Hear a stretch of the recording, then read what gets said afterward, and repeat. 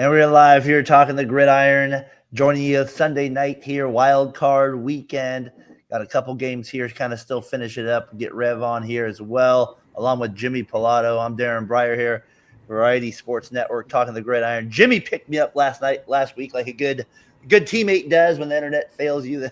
So hopefully that does not happen this week. I'm joined again, Mr. Pilato. I know it's been a long week for you personally. You have the Broncos gear on right there. Rev obviously has his Steelers that we'll get into a little bit as well. Goodness gracious. Well, Rev, you can make that part as quick as you want to. You can make that part as quick as you want to. How we doing, gentlemen? How we doing, Jimmy? Oh, just getting ready to go back to school. I got my lessons planned. I was reading about the Roman Empire before we got on the show. So how often do you guys think about the Roman Empire? I'm teaching it currently. Only the Kansas City Chiefs. That's the only thing I think of when I think of it. That's what I should use football as an analogy. Like they started off as a spunky little republic. Alex Smith was the leader. The Senate then voted Alex Smith out, and they brought in Augustus, and Augustus has totally expanded the empire. It makes sense. It works. And they're red. That makes sense too. Hey, find me and Jimmy here all week, folks. We'll give you teaching advice there on any lesson plans. Rev, been a while, man. How you doing? Good, man. Pretty good to stop back in, man. I feel like right now is the appropriate time. Just face, there's some things just to get off my chest, some therapy needed to get done.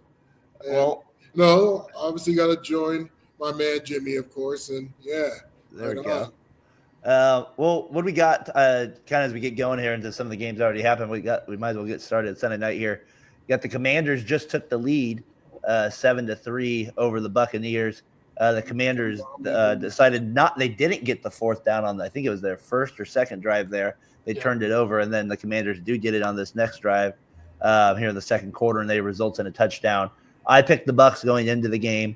Obviously, as we're kind of here entering close to halftime or middle of the second quarter, 7-3 Commanders. What's your thoughts of this game, Jimmy? I think that this is an interesting one because I think that the Commanders' schedule is a little bit inflated due to their schedule, but they are still a 12-win team, and I think that has to be taken into account. You can't sniff at a 12-win record.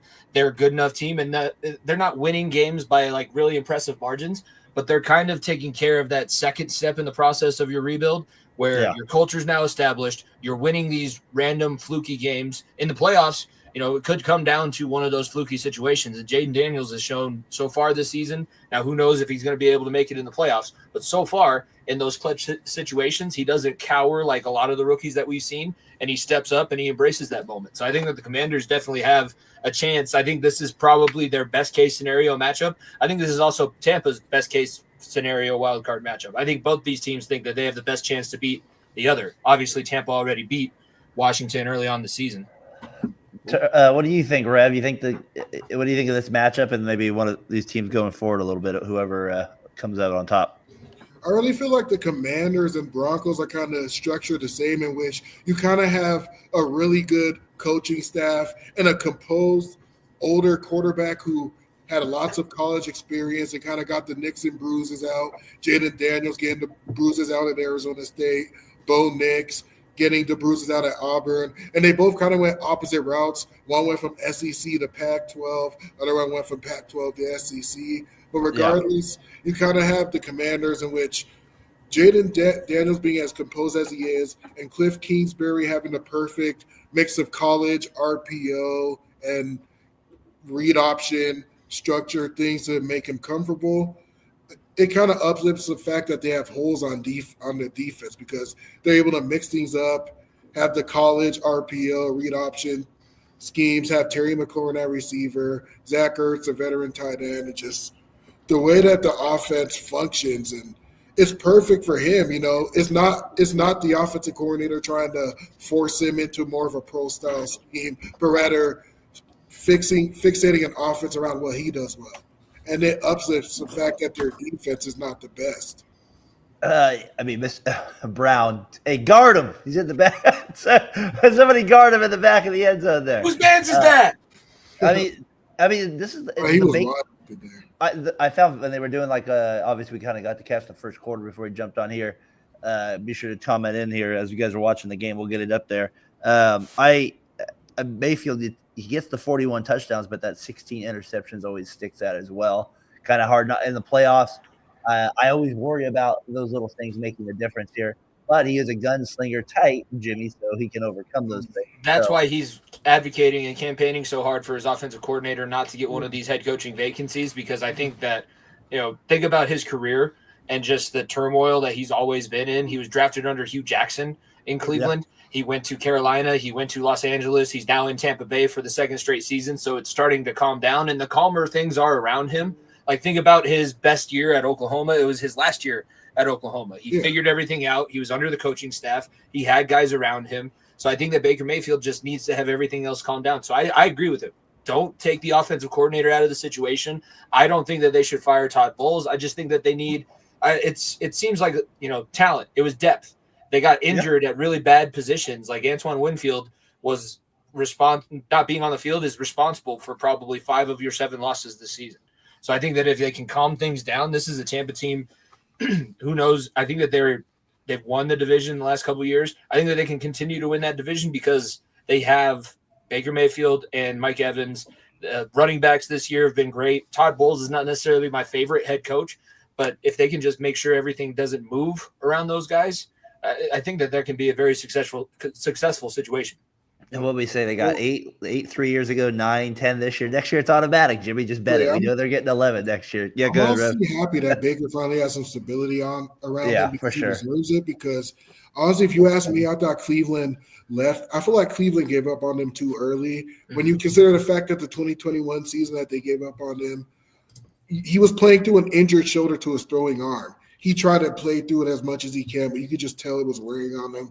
But it wasn't fair that they gave up on him. But honestly, they saw the shiny toy on the side of the road, and Deshaun Watson decided to take a gamble on him. And, well, lucky karma. I mean, well, I'm biased there, but lucky karma on that part. But I'm just happy to see that Baker Mayfield finally has some stability around him, and a Buccaneers team that, well, it would be good to have some more health than Chris Godwin there. They still have plenty of factors around. You mentioned the running game with Bucky Irvin being able to handle the handoffs, and Rashad White, who's a solid receiving back. So you have the pieces around him, obviously the rock-solid Mike Evans, and the veteran pieces on his defense that have Super Bowl experience, in which not every team can say that. So no, not at all. Not at all. What were you? Go ahead. Sorry, kind of cut off there. No, you could go. I was saying that the Commanders, with Daniels, it looked like a little early. He was kind of in the first few possessions. He was trying to get out of the pocket a little bit, looking to run. It's that composure for a young quarterback in a game like this. I kind of look forward to this kind of a fun matchup, like you said. I think this one of you said it's like kind of what the other team wanted a little bit. It's like the young guns versus the old guards kind of. Yeah. And to your point too, right? Mayfield's 4th team.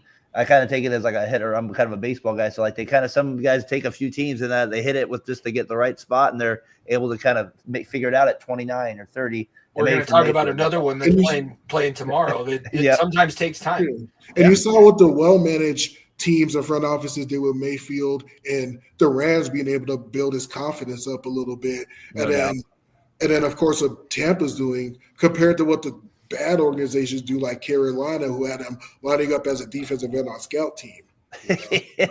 Yeah, who does that? So you got 7:20 left in the third here. We got the Washington just got the ball back. Here they'll be on the 30-yard line as they started up. So we'll obviously keep you updated on that game here as we're moving forward here tonight. What do you guys? Let's start with that game, the Ravens and Steelers game that happened Saturday night. What did you think of Jackson, Henry? I mean, what do they have? I think Al Michaels said it perfectly. What is this, Woody Hayes? 13 plays, 13 runs. I mean, like, that's literally, it was just like Madden type football. All right, I formation, halfback blast. That was bullying. That was just a body blow. You had to be impressed as an offensive lineman, Jimmy. Had to be impressed. That was Rocky having Drago in the corner, and he's just hammering away at the ribs. I don't want to compare the Steelers to Drago this season because they were definitely flawed offensively. Well, I'll just take that out and say it was a boxer keeping somebody in the corner or on the ropes, just hammering away. And it did its job. The defense, I will say, the Steelers stepped up in the second half. Their defense did not allow another point, but I think that there was a little bit – if the Ravens needed to, they could have scored again, they shut down completely. Like, I don't want Buffalo to know anything that we could possibly do. They were very confident in the Bills taking care of business. They just didn't want anybody else to see, what they're planning, because what's the narrative going against the Ravens in the playoffs? You can shut down Lamar. You can shut down this offense. Don't show them everything that Derrick Henry is going to be able to do for us and show what these teams are going to have to face. Let's just show as little amount as possible and make it to the next round, and that's what they did. The Steelers' offense is just I don't know, Rev. I know why. So it was the trade situation with Fields. That's why Fields didn't play. If he didn't play a certain number of snaps, they got a better draft pick, and now that the season's over, that was fine. I work with a Steelers fan, and he explained that to me. But in the playoffs, I know it's a big switch, but you were four game losing streak. What were you going to lose at that point if you started Justin Fields? Right. At this point, I would like to at the very least give him a chance to compete for a spot, not be automatic starter at this point. But I'm at this point. At this point, we can just get rid of Russell Wilson, because I feel like while he could provide some quality play, his game is too limited to like certain things where defenses can like key on the fact that he either likes deep balls or checkdowns and doesn't really target the middle of the field.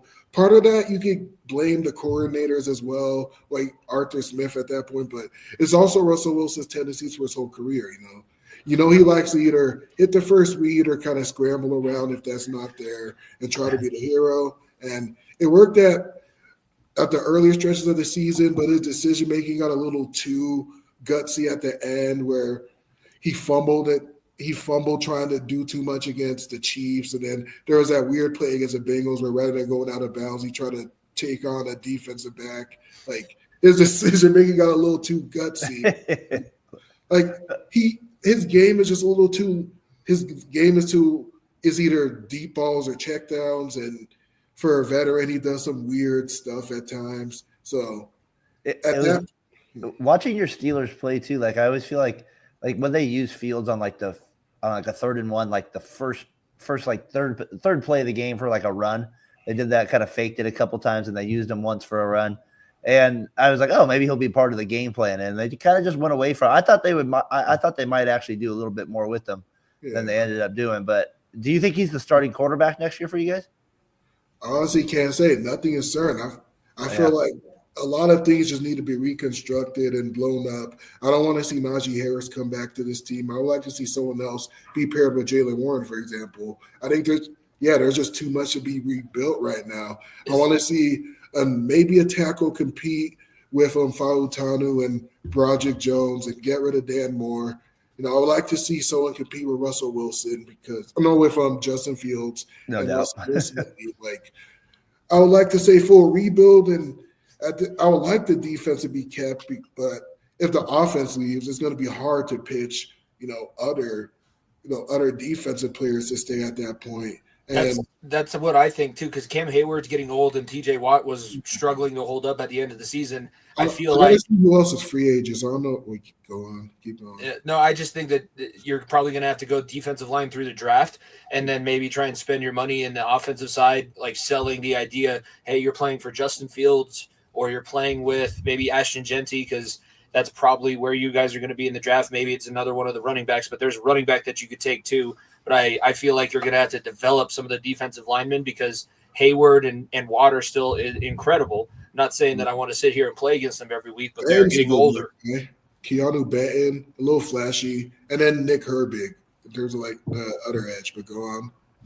No, I just think that it's probably a situation where you're going to be looking at the draft, and it might take a little bit longer. So it is going to feel like a full rebuild. I think that the Tomlin situation is interesting with the Steelers, because he did not really do much to convince anybody that he should still be around. I don't necessarily know if he did enough to warrant, like he got another winning season, but you were in a 4-game losing streak going into the playoffs. You finished the season with a 5-game losing streak. And this is the same situation. Like, whenever you make the playoffs, you're going to the wild card and you're getting beat. You're now becoming close to the Cincinnati Bengals and the Houston Texans. And I know that's not going to sit well with a whole lot of Steelers fans. But that's kind of what you're gearing yourselves towards. So is it time to get a new voice in the locker room? I know that's not the Steelers' forte. That's not their organizational mantra. But there is a question. I'm starting to agree with talks in terms of like people who want to talk their way into it. Like if there's a team out there, if Jacksonville wants someone to like motivate the locker room and that already has a good quarterback in place with Trevor Lawrence, whereas we've seen Mike Tomlin struggles to develop young quarterbacks. So if there's one who's in place with a roster that doesn't have a coach, that has a promising quarterback with pieces around, if there's a team that wants to take a trade with him, I'm actually open with the idea, and I never have. Up to this point, I've always been keep Mike Tomlin. But at this point, I feel like he's a good motivator and a guy who can like bring toughness and attitude to a locker room. But he hasn't been much of a tactician. Like we haven't seen adjustments with this team. You got to make the routine plays routinely. And to you guys' point, like so since 2004, was it 2011? 2015 right? Is the last playoff win the Steelers. Playoff win. 16. So I took it all the way. I went all the way back to 2011 when they lost to Tebow there in the Broncos. Since then, they've only had those 3 wins: the Dolphins at Kansas City, and then they beat the Bengals, like Jimmy was saying. But then you look at the last 5, you have lost at Baltimore, at Buffalo, at Kansas City, and then you lost to Cleveland and Jacksonville before that. I mean, losing to the Ravens, Bills, and Chiefs the last 4 years maybe is no shame. But like you said, you take all those losses into consideration and it adds up for a fan base, right? For a guy like Jimmy, you said, it's not just losing, it's kind of the performances in the losing too. That kind of like a lot. I mean, they haven't really been in it at all in these playoff games recently. And when you lose like that, it's like, I think it's all offense. It's always offense with the Steelers. When they have an offense, when they have Roethlisberger, they're in games. That's why they have, that's what it is. If not, they're just like, they're trying to manipulate the game. It feels like in ways you can't do anymore. And they've been playing kind of musical chairs with their offensive line since the Pounceys are gone. I used to play with one of their former draft picks in Kendrick Green. I played with him in a couple of national tournaments, and he just didn't work out there. He's out in Houston now. But I think it's what have you always known with the defensive and offensive lines for the Steelers is that they're physical. They have all pros at almost all their positions, and you're not seeing that anymore. There is no Mike Webster. There is no like leader on that offensive line. And the defensive line, when the 2 alphas go down, Highsmith is good. The rookies that they have are there, but it's different. And that defense was not as schematically sound as we're used to seeing either. There was normally 1 or 2 guys out of position, and that's unfortunately in the NFL, especially when you're playing against guys as fast as Lamar Jackson or playing against a guy like Derrick Henry. When you're out of position, those are going to be exposed and taken advantage of, and that's what we saw. Like 299 rushing yards in the wild card round of the playoffs between a running back and a quarterback. Yeah, not going to happen. I mean, and you guys know that division obviously far better than I do, but I've watched it enough and know like enough of the insights. I watched the documentary. No, I mean, I get I watched a little. We know you guys. It's a physical division, but at some point you need offense. I mean, you just need it. And when you have Russell Wilson and Justin Fields as your guys, and you have receivers that aren't consistently catching the ball. You're not gonna, and then the running back game is, it's a little stale, has a lot to be desired. Then you're gonna have trouble. So that rebuild thing is more like get a quarterback. That's what that rebuild is to get TJ Watt. But this stat still 299 to 29 in the rushing game, sickening. If you're Jimmy, offensive lineman, did they get new cars from the running back after something? I'll say this though. I'll say this, while there are certain concerns at times here and there with the run defense, our defense is pretty good, like when it comes to bending but not breaking, like you saw that in the second half. No doubt. I'm more concerned about the 29 rushing yards on our end than I am the 299 rushing yards on a team like Baltimore, which how many NFL teams can replicate what Baltimore does as a rushing attack with Derrick Henry and Lamar Jackson? No doubt. I'm more concerned with the 29 rushing yards. And I said earlier, I would like someone else to be paired with Najee Harris because at this point, he's not a horrible running back, but I feel like he has some tendencies where he doesn't always take advantage of his power. He gets too tippy-toey. He tries to get lateral and dance and go from side to side. You are 240 pounds. Get down. It sometimes it looks like he's running at quicksand because he's trying to like go from side to side and he doesn't get anywhere. He's it's like a weird mixture of Najee Harris, weird mixture of Le'Veon Bell and Eric Dickerson because he runs so tall. Like he's going to get leveled. And that's he doesn't quite have that burst like those. No, guys. He doesn't. Dickerson got away with it because he was faster than everybody else on the field. My favorite part about Eric Dickerson is he wants to keep that record. That's my favorite part about it. Like, it's kind of annoying, but he's as ridiculous as the 72 Dolphins toasting champagne every year when somebody loses. They're consistently hating, and I'm like, at least they've done it for 25 years. Like, I remember he was on Sunday Night Football when Jamal Lewis was going for it at times, and he's like, he comes up like short. I remember he goes for like a 2-yard run. He's like that. Yeah, exactly in a situation like that. Jimmy, you got it on there right now. You got the jersey on. Wasn't the best game for you. Those first 3 minutes, though. Those first 3 minutes were wild. It looked good. Here was I got the play down here. Just the one with put the cap on the game here. The run and finish here from Samuel. Terrible defense, terrible tackling there. But by that point, the game kind of felt over anyways. But what'd you make Denver's kind of, I guess, season here in a little bit? They made a good run to the playoffs. The rookie quarterback. Buffalo did what they should have done. And so where do you kind of lie after a game like this? I feel somewhat similar to the end of the season last year for the Houston Texans. It's a round earlier in the playoffs, but we also weren't a division champion. We had 2 other teams from our division make the playoffs, and now there's only one left. So you're ahead of schedule. You outdid your projected win total. The over-under was 5.5. You got twice as many games, almost twice as many games in, twice as many wins, and your quarterback is somebody that he's got balls. Like, he did not back down in any of those situations. Was there learning curves in the playoffs? Yes. At least you're getting those out early. Now there's the concern that you're going to get a Marino-esque, your first season is all you can do, and then you never quite reach back to where you were. I don't see that with Bo Nix. I don't see that with Sean Payton. Hey, Kamada's just wild card. Like, of course, you got to have more faith than that. Of course, you think you can reach further than that. You're going to West. That's a wild card. Winning the West, I think, is not next year, but it's within striking distance because the Raiders are getting worse. The Chargers are the Chargers, and the Chiefs, they're getting old. Travis Kelce's not going to be there, and I know they got Noah Gray, but we were close. We were close with them. I'm not going to count the second win because that was nobody's. That was the Major League. Wow, Willie's got some power this year. Oh, the guy's going to be bagging groceries in a couple weeks. Hey, well, you said that Travis Kelce won't be there, but honestly, I want to wait for this postseason to see whether or not Travis Kelce has fully started to drop off, or if he's saving something for the playoffs. I want to see how he looks against Houston. Yeah, I just think that it came down to lack of talent, lack of playmakers consistently. The receivers were better than what you expected, but it's Devon Vele, Troy Franklin, Cortland Sutton. Cortland Sutton is talented enough, but I think that he's not going to be there after this offseason because he's going to be too expensive, and we're probably going to see the Broncos get a receiver on the free agent market. There's a lot that you can take from this season that's a good sign, but there's a lot that also needs to be worked on. So knowing who Sean Payton is and knowing what I saw at Bo Nix, I can see them putting themselves back to work fairly early and trying to figure out a way to make this even better next year. Let's not be the last team in, and let's not have 3 straight chances to make it into the playoffs by winning a game and only win against the backups. Let's punch our ticket a little bit earlier, sit our guys, maybe get a little bit healthier.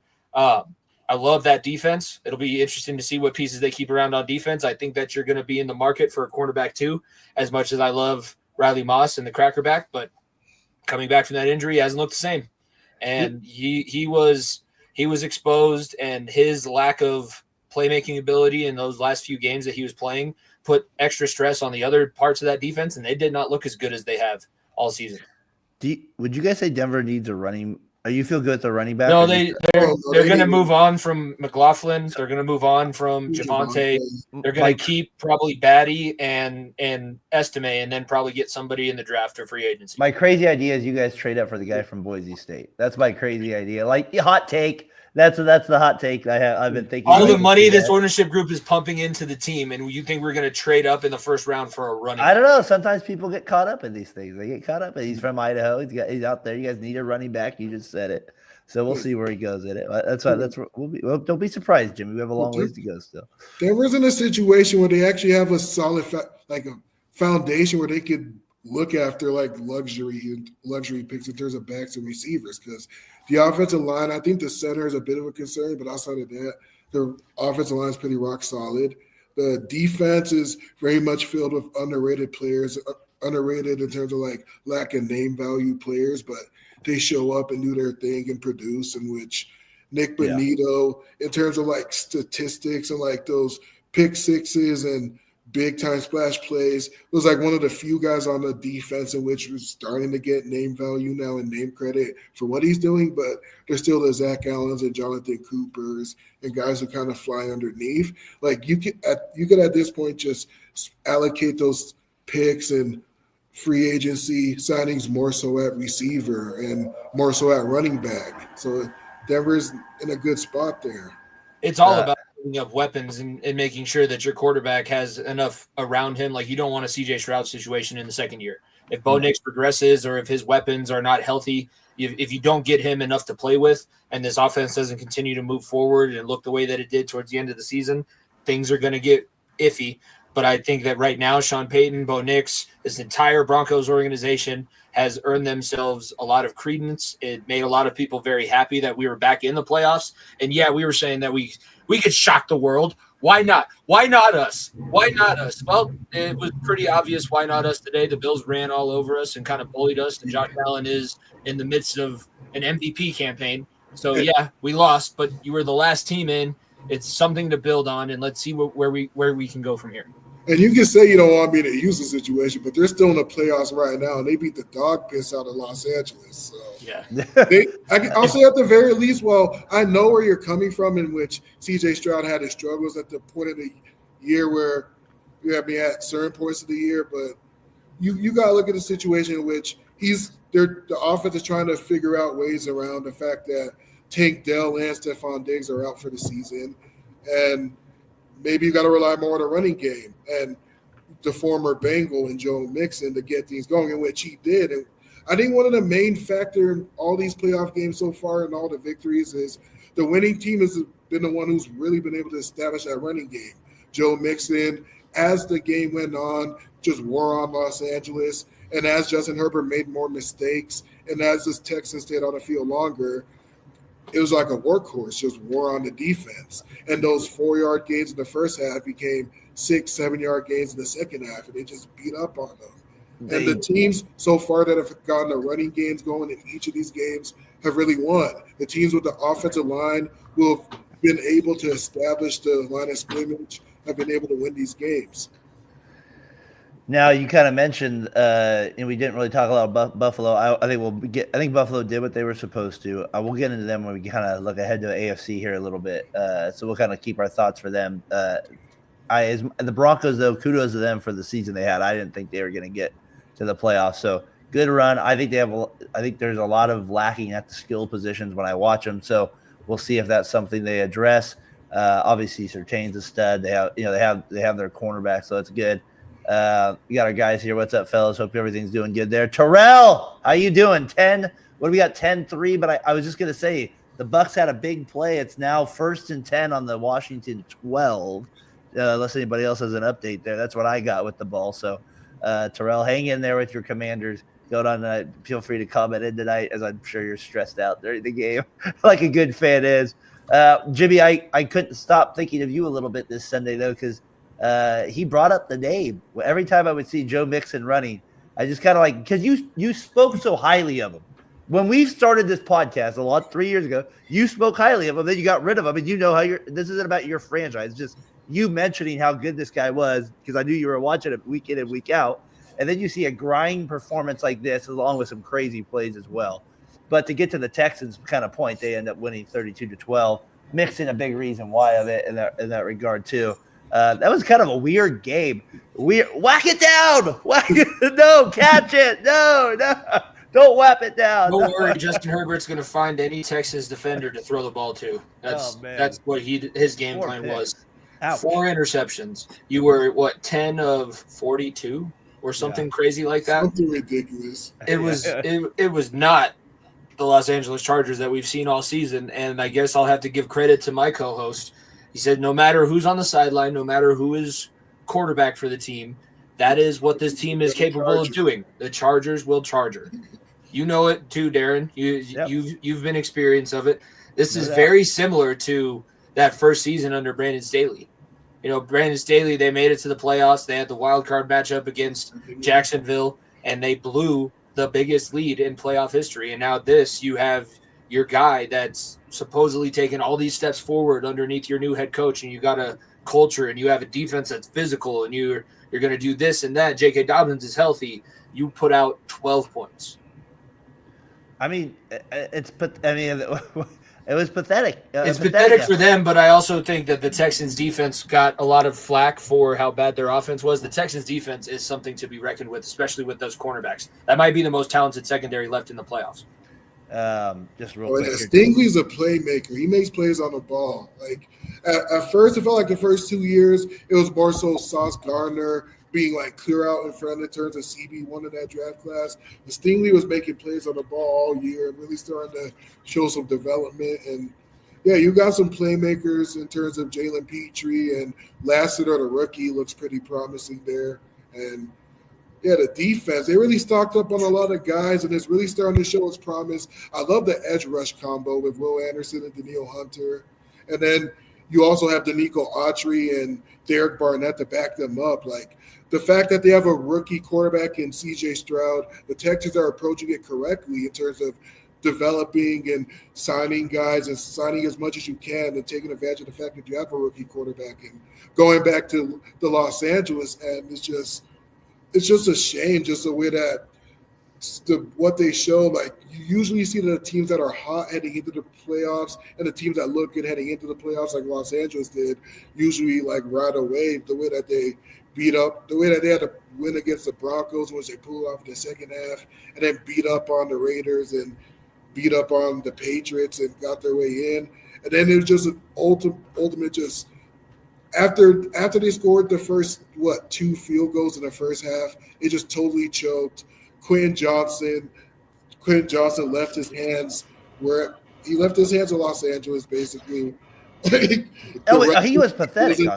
Lad McConkey was like your boy Pickens. He was like your boy.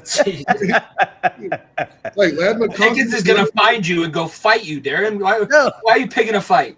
By the way, that game was so crazy though, because it was like 6-0. It was like kind of here, and then all of a sudden it was like interception, punt, field goal block, big play from the Chargers for a touchdown, interception for a touchdown. Herbert was just rattled, man. Like, he was just Herbert was rattled. Harbaugh was rattled. DeMeco Ryans outcoached Harbaugh. Like, that was a masterclass. We totally forgot DeMeco Ryans. I think he's former coach of the year. He was in the running for it last year in his rookie season. Great defensive coordinator, obviously, with the Niners. Really good defensive coordinator with the Niners. But that's a guy on the sideline that can help elevate a team that was struggling. And the Texans got healthy. When we were talking about Joe Mixon, the reason why he didn't have as much of an impact on this season is because he got injured, and then they kind of sat him out and didn't use him quite as much, knowing that he's an older vet. This is what you save him for. And that's exactly what he gave to the Bengals. And it broke my heart because the announcers had to pull out they're like, it's similar to the 21 Bengals. And I'm like, don't say that, because now I'm just reliving that pain all over again. And I want you back, Joe. I want you back. I want you back so bad. And the guy underneath who said Nico also there. Nico Collins. You might have to have discussions when it comes to where Nico Collins ranks in terms of best receivers in the league. So he's stepping up in year 4. The student outdone the master. Yeah, he did. Nico Collins was a Michigan guy under Harbaugh. Yeah, because the first 2 years he was quiet, so it kind of went underneath the radar. And then now, year 3 and year 4, he's really starting to show out. So you might have to have those discussions.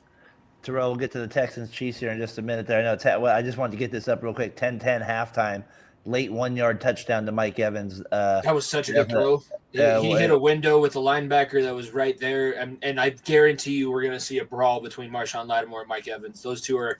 They're doing everything short of punching each other in the face right now. Lattimore, whatever you do to get Evans on the field, even if that's ejecting you, nice job. That's what you'd say, right? I don't know if he scored a touchdown against Lattimore right there. He did. That slant was against Lattimore.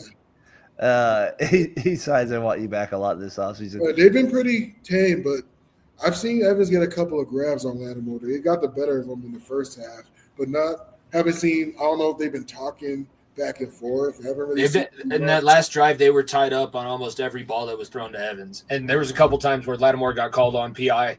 There was a couple times he got away with it. There was that PI. Yeah. Here's the inside slant. Here's the play here on the. There's the TD to Evans tie it up at halftime. So we got a good one. Anybody joining us at halftime here? Pharrell, how you feel about your Commanders there? He's got it so good on the road, 10-10 tied up. I would think that you're there, but that's a tough late touchdown to give up on the road. That's a tough late one to give up. See if beat him off the release, man. That was good. Yeah, that was good right there. So they tie it up 10-10. It's funny with the AFC. We kind of started there with all the Texans, Chargers. The Texans, for me, it's kind of one of those arrows now keep going up a little bit, right? Like we kind of were I was dogging. I'm not saying you. I'm not going to throw Jimmy this. I was dogging them as we were kind of getting closer because it just felt like injuries and the way they were playing wasn't there. And I was like, well, and then I'm like, well, if you get a playoff game win here, that is still keeping the trajectory up a little bit. And then if the experience against the Chiefs alone, I would think, has got to help you for a young quarterback winner, right? I would think that's got to be something of great knowledge to play against Mahomes and a team like that that's going for a three-peat. So I don't know, Darren. If they are so similar to the 21 Bengals, you remember their path. They were the 4 seed. Titans, right? No, well, yeah, it was the Raiders. Or was it Raiders? It was the Raiders first. They hosted the Raiders. They broke the curse on Whistlegate, and then the next week they went to the number 1 seeded Tennessee Titans and upset them in Tennessee. And then they went on and beat the Chiefs in the AFC Championship. So the Texans are going to have to do it in a different fashion. But Joe Mixon bringing that up, I think he did that strategically too, because now those guys in the locker room that are young can go back and look at that season and say, well, shit, they did. They were the 4 seed. They won their home playoff game. They beat the number 1 seed on the road. They won the AFC Championship in upset fashion. All it takes is one season. Who knows what you're going to do next year? Who knows if you're ever going to be this close again? Yeah. No, you're right. Texans, I just find it interesting what they do. Lattimore hurt. Looks like Terrell's saying there with the Commanders. I don't know. I found the AFC is such a good one. So before we jump to the NFC games, I kind of want to just kind of finish on the note with the AFC as we kind of look ahead to it. We have the Bills, Ravens. We have the Texans versus Kansas City. I haven't got updated yet on it enough. I checked about right before we went on if they actually have the dates slotted yet and the times. But I'll check here in a second as the guys start the conversation here. But Bills versus Ravens. I always say that, in my opinion, the divisional round is always usually the best round. It's just you got the 4 games. The teams are all pretty locked in. They're all pretty close. I expect that Bills Ravens game to feel like a classic. What do you think, Jimmy? It should be a classic, but this was the last time that the last time that we saw the Bills look human. The Ravens beat them 35-10 in week 4, rushed all over them. That was kind of the coming out party of that backfield tandem between Lamar Jackson and Derrick Henry. So the Bills defense is healthier. I think today what we didn't talk about, what should have been mentioned, is the X factor of having your starting middle linebacker. So Milano was back for Buffalo. Singleton is still out for Denver. And the team that had their starting middle linebacker did not allow a lot of QB runs, did not allow a lot of rushing yards up the middle, and did not allow a lot of broken tackles. I think that helps this Buffalo defense against what they know in Lamar Jackson. And these two teams have played each other a lot in the playoffs. There's not a whole lot that they don't know about each other. So I'm going to be interested. Is Joe Brady going to continue on this trajectory? Like Joe Brady's now talked about as a top head coaching candidate, and he's been pretty much a whiz everywhere he's gone. I don't know if you're aware, Darren, but he was the architect behind the 2019 LSU Tigers. Yep. That Joe Burrow, Panthers, Jamar right? Chase, and he was with the Panthers, but he was with Joe Burrow, Jamar Chase, and Justin Jefferson when they won their national championship in LSU. I think that they have everything working for them, except they're not playing in Buffalo. You know, they're 14-3 in the postseason in Buffalo all time. That is staggering. I think that's going to need to be taken into account. And I'm wondering, even with the healthy defense, I'm still nervous about this Baltimore rushing game. It's going to be a fascinating game, and then you got Texans Chiefs there as well. Rev, what do you make of these AFC divisional round matchups here? My early kind of view, like my early prediction, just based off of not necessarily who wins, but just kind of how like both games will kind of go from a narrative. I kind of see Houston and Kansas City being much more of a low scoring kind of grind fest kind of game, whereas Buffalo and Baltimore, even with Baltimore potentially not playing with Zay Flowers for a second game, there's still so much of firepower from both offenses whereas that game is going to be much more high scoring. I kind of just, from both teams, just looking at the video game numbers that Lamar's put up this season and what Josh Allen has done this year, even heading into the year that they got rid of his two best receivers from Gabe Davis and Stephon Diggs. Despite Gabe Davis kind of being disappointed in Jacksonville, that's still his wide receiver 1 and 2. You get rid of him, you say, well, we're giving you – however, 50 plus million a year, you're the MVP, we're paying you like this, or you could be MVP this year, we're paying you like this, figure it out. And so far he's put the weight on his shoulders today. And like I talked about before with the running game being the main factor of each team's wins, they really got it going in the first half and carried it on throughout the game with James Cook and what he did and carrying the weight on his shoulders. Baltimore, on the other hand, what obviously the ground and pound attack that they put on with Derrick Henry and Lamar. And it's just going to be really interesting to see how much each team puts a passing approach to it or if they just stick to the ground and pound attack that both teams showed today. And whereas I'd like to see whether we still see some of the struggles of C.J. Stroud and some of the offensive lulls that we've seen from Kansas City this year continue, or if we see some points. It'll be interesting what that Bills-Ravens, right? It kind of feels like 31-28. Kind of like that, kind of like this, what your first initial thought is to it, and it doesn't always play out that way, of course, but we'll see what the weather's like as well. And Buffalo with that. Kansas City, Texas, we saw that. That was one of the Netflix games, right? We had that one play out, I believe. It was a fun time. Yeah, it was in that, or maybe it wasn't. Well, both those games were fun. Baltimore, Houston, KC. Yeah, they were. I do also want to correct myself. I am aware that they're playing in Buffalo. I just had a brain fart and said that they were going to be playing in Baltimore.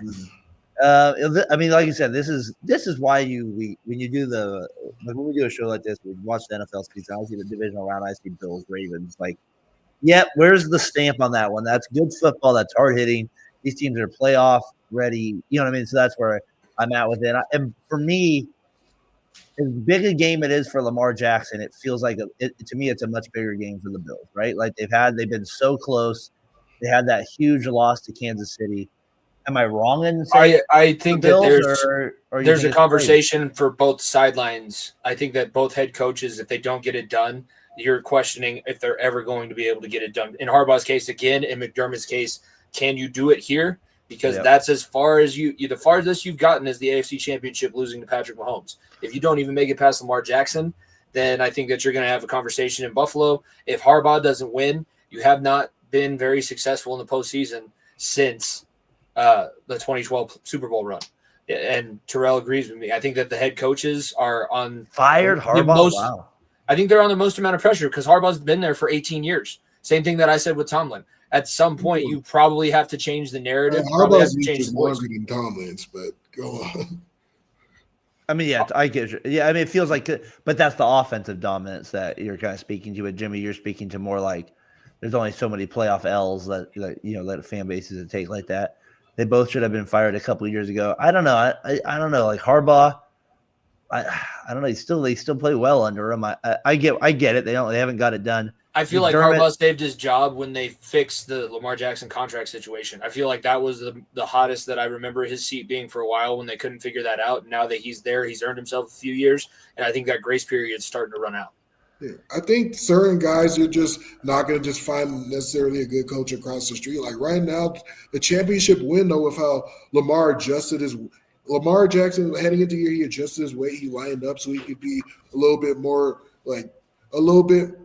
effective as a dual threat and as a runner than he was the last 2 years, and it's worked. Josh Allen, we've seen the adjustment with relying more on the rushing attack since they got rid of his receivers, and it's worked, and they're making adjustments. I think they've actually increased their championship window a little bit more. It's just the fact that obviously Kansas City, with the quarterback that they have and a head coach being the evil genius and Andy Reid that he is, it's almost like being Charles Barkley and Karl Malone and John Stockton in the Michael Jordan era. It's like those are championship level teams, but you're just in the Jordan era. You have no chance against certain guys, and that's what it feels like. Like I said, I always, that's exactly where it's at. These three, like I said, these are the big three over the last 3-4 years here, and the Bengals trying to get into that group with the best quarterback, but not able to deliver with a better franchise around them yet. All right, so we got the divisional round there. We'll get more into that. Maybe we'll do a little preview here with it as well before we kind of start up next week. What did you guys think of the NFC side of things today? Obviously, we still have a lot to play out tonight. We have Monday night predictions we'll get into, but let's talk about the game real quick that happened. We had the Eagles. They just defeat the Packers 22-10. I mean, they looked dominant. The Packers looked, Jimmy, we said it. We were worried that they would be too injured going into the game and not make it competitive. Like, they got way more injured all throughout the game. Oh, yeah. Crazy. I felt bad because the injury to the center actually ended up looking a little bit more serious. I was saying these guys are just trying to get to Mexico. They're injuring themselves in the second half so they can book their flights to Mexico. I saw this on the Simpsons NFL thing. I thought this was kind of funny. Hopefully it worked. Wow, classy. Good evening, sir. Would you please leave without a fuss right now? Okay. Thank you, Packers, for showing up to the playoffs, and thank you for leaving. That was the type of performance. 10 points, very disappointed. Like honestly, it was just like a good, also a good footnote in history. It's like a trivia question. I don't know if the Packers are the only team who have ever made a playoffs with a 1-5 division record, but that's like a footnote. But regardless, they just came out in a tough AFC North, and it kind of it felt like the time bomb kind of set off with Jordan Love's elbow and Christian Watson once again, unfortunately, suffering another injury in which his career just kind of been riddled with it so far. And then heading into this game, it was like the time bomb set off. Josh Myers, like you said before, the center. Yeah. I forgot, was it the ankle or the foot that rolled up? Yeah, he got rolled up on the lower leg. Yeah. I can't remember specifically, but it was the perfect matchup for the Eagles because I think that the Eagles, with Jalen Hurts coming out of protocol, not playing the last 2 weeks, they were going to need to work out some kinks, and they did. Wasn't perfect by them, but now we'll see who they end up playing. I think that they have a lot more confidence moving forward, and they obviously get another home game. And they have – I'm not getting the one seed they're frustrated by, but the Eagles do still have a chance to have all of their playoff games go through their home stadium because the Lions, we've seen them play really well. We've also seen them get beat up. Yeah, and it was also a game where, like I said before, the reliance on the run game kind of just over time. Jalen Hurts, I think, had to get to the third quarter, only had 39 passing yards. They just relied solely on just running the ball and kind of paddling it out. And it was very low scoring at first, but they just relied on the running game and wore them out. And unfortunately, the injuries and also the reliance on the running game and the physicality and the offensive line especially just beat them up over time. And you saw the touchdowns and Dallas Goedert on that one play going beast mode and just that poor quarter 3 times. He was Carrington Valentine, just went for a roller coaster ride on that play. That's going to be my next highlight up here. Stop hitting me. Stop hitting me. This is the one rev right here.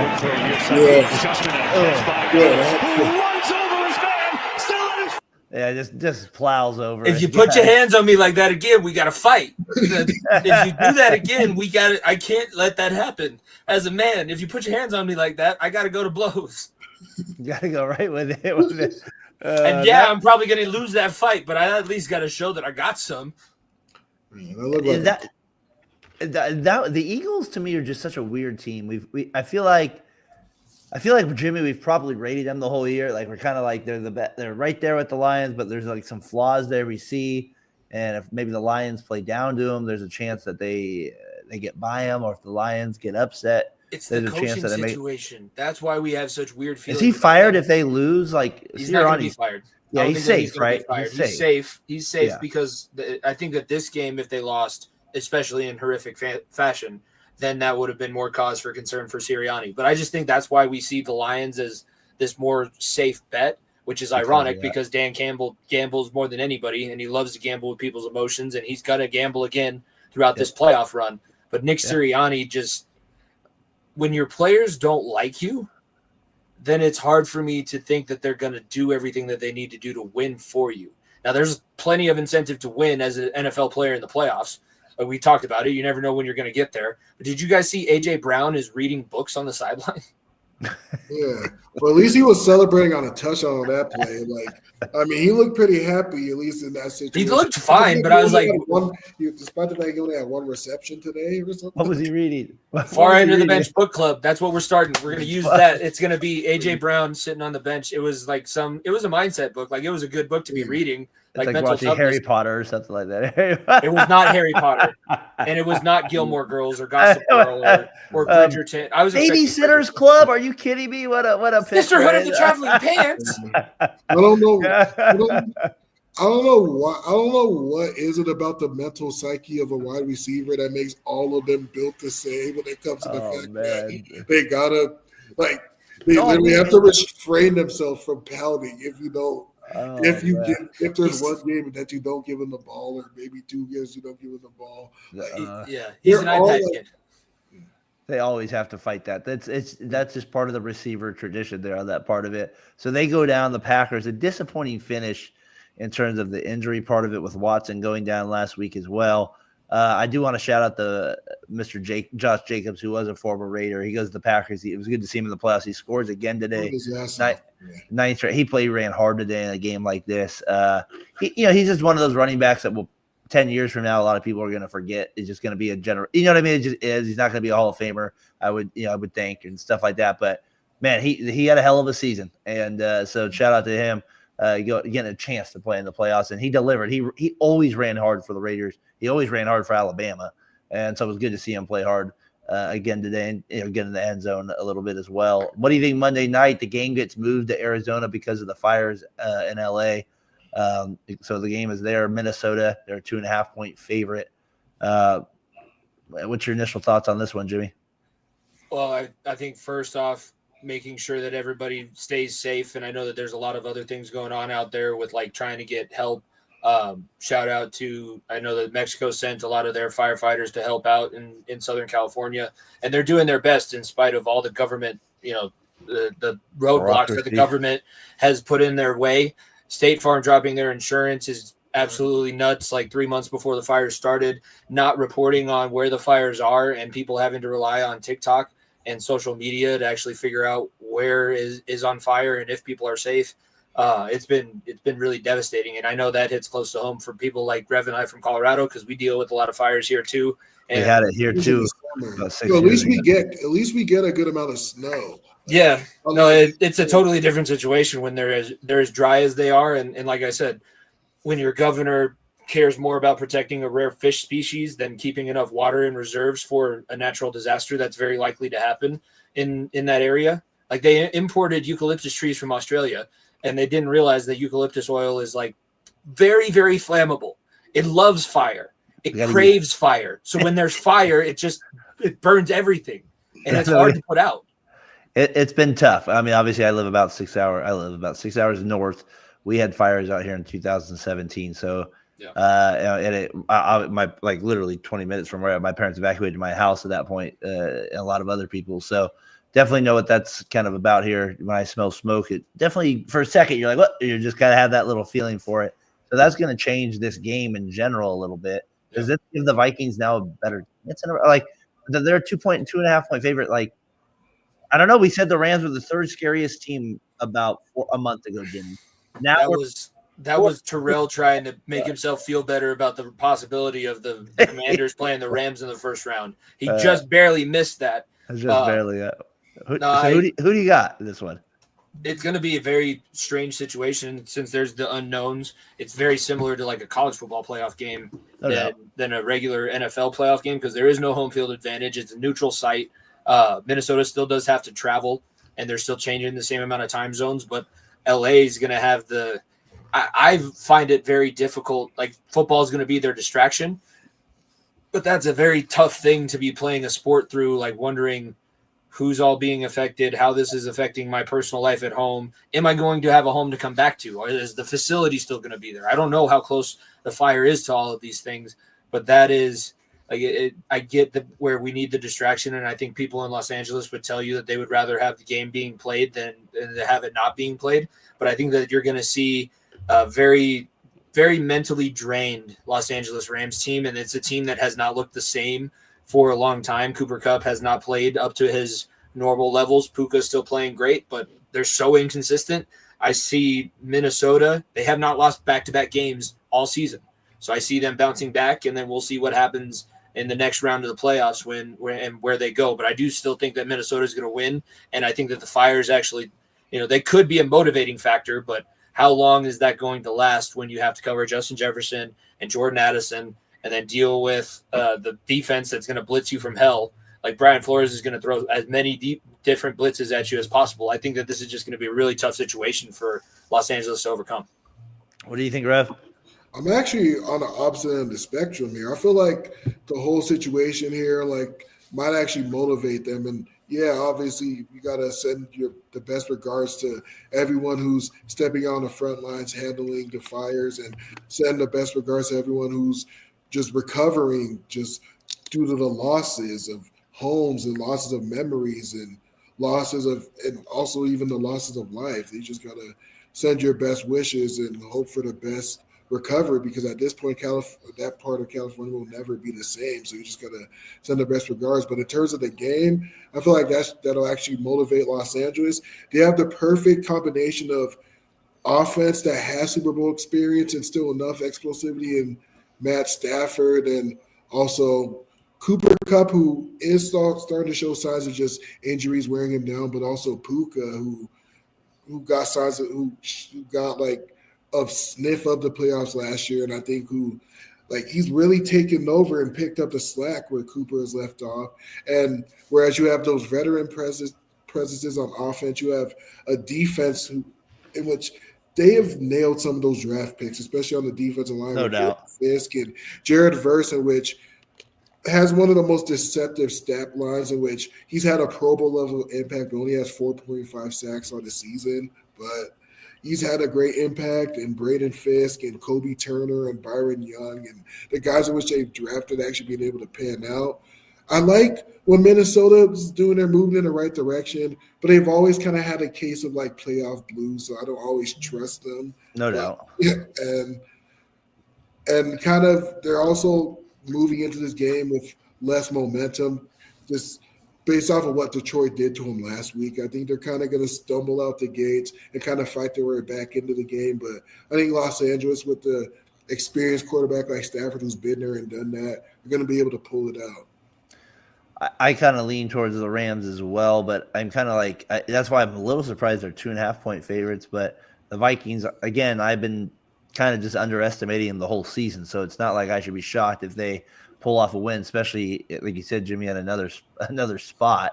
So it's not, there is a little different here. It might have a different type of. I just remember this happening way back in 2001 with the Chargers it was like a Monday night game, and it was kind of weird because you had all these different fan jerseys at the game. It wasn't really one team. So we'll see how that kind of. It is no longer Kirk Cousins. Last time that they got beat in a wild card matchup where they were the favorite was behind Kirk Cousins. New Orleans went in and stunned them in their dome. So I do feel better about it. I don't know what Sam Darnold is going to do. Do you guys think that he's playing for a future job in Minnesota, or do you think that they're going to keep him no matter what happens? If he's really bad, I think they get rid of him. But I mean, no, I don't know if they get rid of him. Maybe just a little too harsh. But I think if he's at least competent and at least doesn't completely lay a goose egg, they keep him and find suitors for J.J. McCarthy, in which me right now sitting here as a Steelers fan, I don't know. That sounds very sounds. I know it's like waving a bone in front of a dog right there. I don't know. I like some competition with Fields and McCarthy. That's a good question. I'll be interested what they do with the trade. I think there is some truth to that. If he puts up 120 yards, something, 1 touchdown. What he 3 did picks. last week where he had like 3 picks and yards. I think it kind of leads to I think it leaves a lot to be desired because this postseason football matters more. And even though he played well in the regular season, a lot of those games weren't all won because of Darnold by any means. They had some quote unquote lucky wins, I guess you would say, that you get in an NFL season once in a while. So they could easily have had 11 wins too, based on some of their games. So I would say he needs to show up. I do think it does matter for him more. So we'll see if he delivers in a game like that. NFC divisional look around ahead. We'll wait for next week. We got too much to figure out with it. Just before we get to game balls and winners and losers and get out of here, just wanted a couple things in news and notes I saw around. We have the NFL potentially maybe doing an NBA thing where they have the higher seeds host games. I don't know. They have that as well. And then I have Vrabel. He gets hired from the Patriots to be their coach there. One of those stick out to you, Jimmy? I don't want the playoff format to be changed, and it seemed almost inevitable after Gerard Mayo was fired that quickly that Vrabel was going to be back. I think that's scary for everybody else in that division because Vrabel should have never been fired in Tennessee. I talked about it last week. The only reason he was kicked out of that organization is because he tried to bring somebody in that the organization did pick themselves as an assistant GM, not even as the full-on GM, and they got emotional and let a guy go that was actually really good for them. And I think that he's going to be everything Gerard Mayo was, but just with more experience, and he'll know what this franchise needs. I don't necessarily see him coming in and being a Bill Belichick 2.0. He's going to be Mike Vrabel the same way he was in Tennessee, and that might rub Kraft the wrong way, but I think that this was inevitable with how everything finished on Black Monday and Mayo not even making it to Black Monday, getting fired basically in the locker room. Yeah, you see it down there, 54. This guy's regular season record there. Made it to the postseason, made it to the AFC Championship. That was in a very think about the organization structure. The Titans are nowhere near the Patriots. Nope. You're right. So they got there with it. Rev, what for you? Wild card Patriots, or playoff kind of potential changes. Vrabel there, 13-10 Commanders. A lot going on here. What do you got there? I kind of just in terms of tradition, I'm really indifferent in terms of whether or not you switch formats. If you switch to the best teams are in front in terms of number 1 seeds, or whether or not you stick with a division format, I'm pretty indifferent on that end. But going to the Patriots of Mike Vrabel, I really back down what Jimmy said. I really think it was a premature firing in Tennessee, but ultimately they weren't on the same page. So it's really good that you have a former Patriots linebacker, so you know that it means something. He kind of bleeds it. He's passionate about it. Similar to D'Amico Ryans with the Texans, he knows what Patriots culture is all about. And even though it's going from one Patriots linebacker to another Patriots linebacker, I also trust Vrabel's previous coaching experience.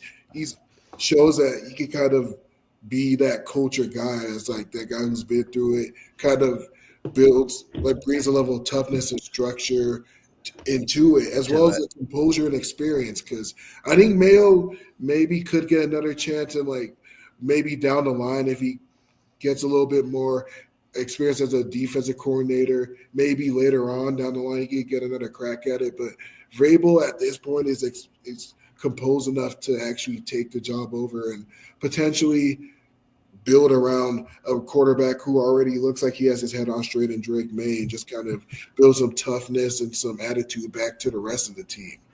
The Mayo thing's interesting, where you don't start Jacoby. When May's better, I get the rookie. You can't do that if he's actually better. And May just looked like he was at a different level there. The playoff thing, just real quick, my thoughts with that is, just keep it as the division is what it is. You play that team twice a year, each of those teams twice. That's what makes it special. Until you equal up. Don't let those whiny Bengals fans get your asses in. Don't let them get you. Because don't let them get you. There is a reason why the NFL, you win and you get in the playoffs, and college football is going to have to adopt something similar to that. You cannot have objective decisions be made in a very subjective process.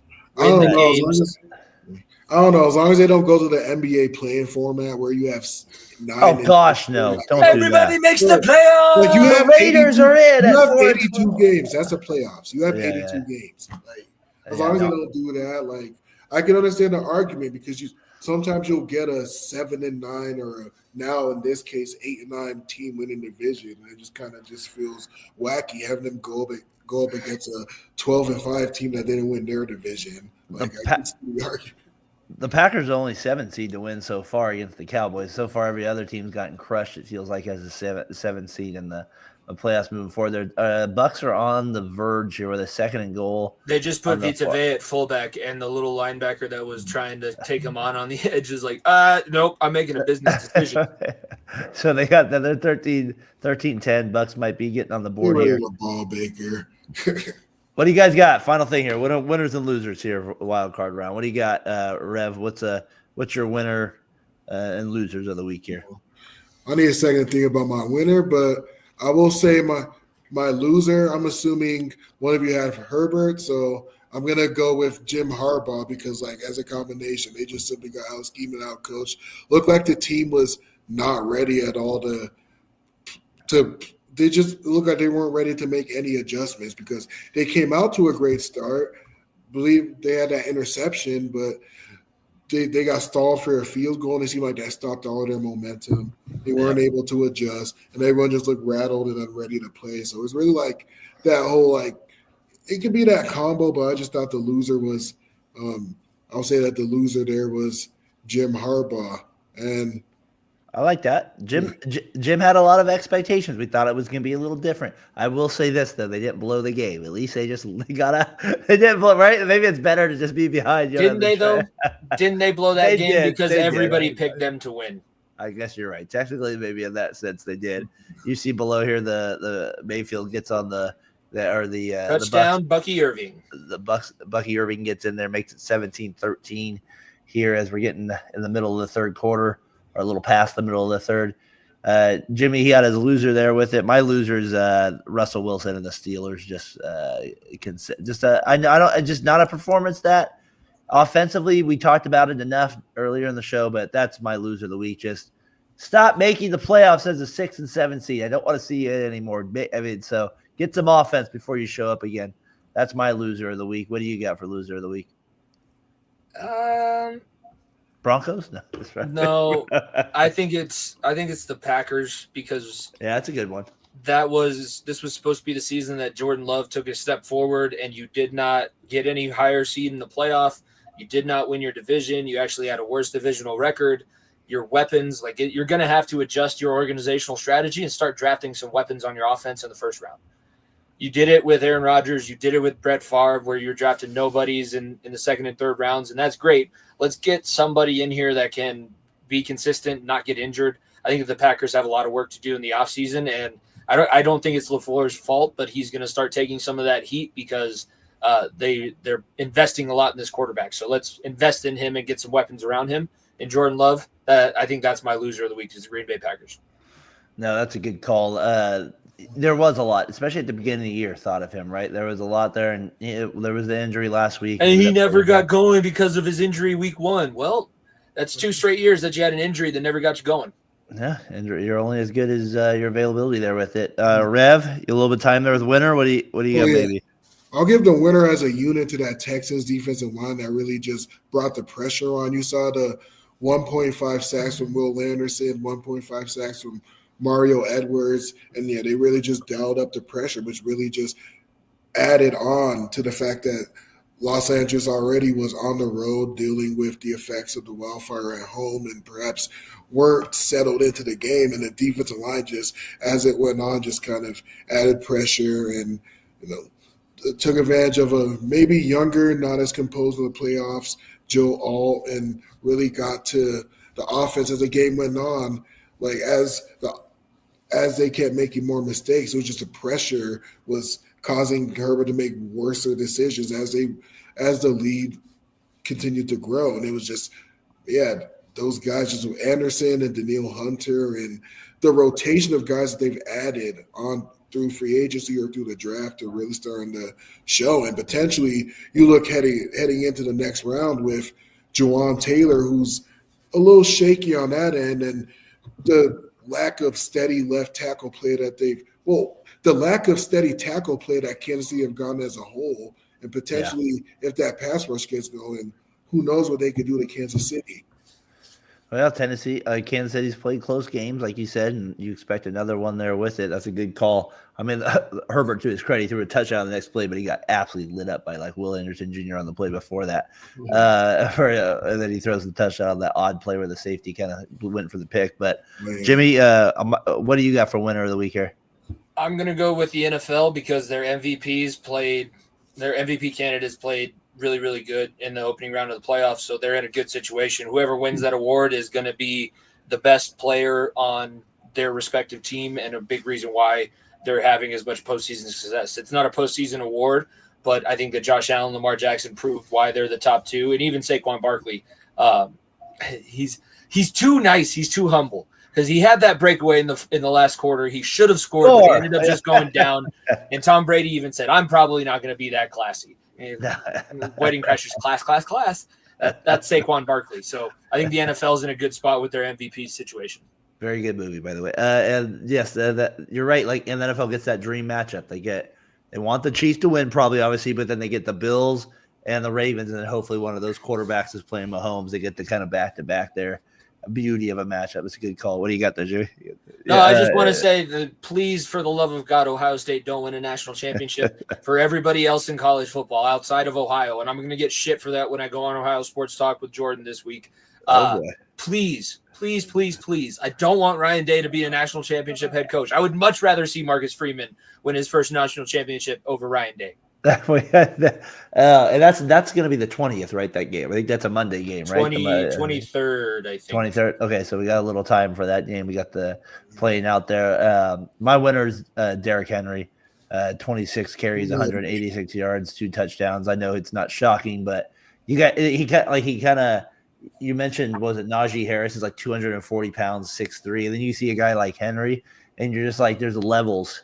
Like, even at the NFL level, elite athletes, there's levels to it. And Henry is just a step above at a position that has been dying in the NFL, and he continues to just be amazing. Back now. I mean, that it is a little bit. Maybe you're right. And there was one run where I think it was like a 12-yard run, but it's like he just skips over the 2 offensive linemen like it's nothing. And I'm like, how did he even see that gap right there? Like, so he's just impressive on every level, and his breakaway speed for a big guy like that is just, well, when you see him running up a hill all the time, you're like, well, maybe that work ethic he's dragging Jake from State Farm's living room around in the offseason. That's why he's so fast. He is doing that with it. So what do we got here, boys? 17-13 Commanders got the ball. Commanders are driving. Looks like the defenses are starting to lose their minds. Bucky Irvin scored a touchdown on the previous drive to send Tampa up, and Washington's trying to answer. So as we get off the air here, you'll have a lot to get into the fourth quarter. Jimmy, we'll be back next week. We'll kind of see where it lies. We only got a couple weeks left in the tank. Maybe Jimmy will do a Monday special like we did last week. Who knows? We'll see what happens. Last year we both have the school calendars might work out for us, but we'll see how the wrestling calendar. But we'll stick with Sunday night next week. Plan for us to see us there next week. Should be recapping some beauty of a games in the AFC. We'll see what our NFC matchups are like as well. Rev, good to see you. Maybe you can join us again. And you're invited, as you always know, as we get to the playoffs here. So hopefully you can maybe jump on again with us here. I'll let you know what's good next week. Yeah, let us know. It's always good to get your thoughts on this stuff, especially if we can do back-to-back. I know this week, obviously with the Steelers, but I knew when I talked to you last time, this is kind of what you thought anyway. So I felt like the wheels fell off, Yeah. talk about it. Well, appreciate you, man. Appreciate you jumping on with it. Jimmy saved me last week with the internet. Always good doing the show with you, man. Get some sleep tonight, all right? You don't have wrestling. Maybe not. That's going to be an issue. FEOTB pod on Twitch. Twitch.tv/FEOTB pod. I'm going to continue on. We got Dixie Mafia out of the hollow last stream. So we're continuing the story. I think we are, I can't remember where it goes next. We're going to either recruit the Italian mob or the Irish mob. And we're going to do that tonight on Twitch for the next hour or so. So that's where I'm going to be going. All right. Well, you find Pilato over there at far into the bench there with it. What was our thought press? We could use football Roman Empire to the Chiefs. So I like that for this week. That's our lesson this week. Rev, you have a good one. Jimmy Pilato, you have a good one. Football fans, we'll see you guys next week for the divisional round. Peace.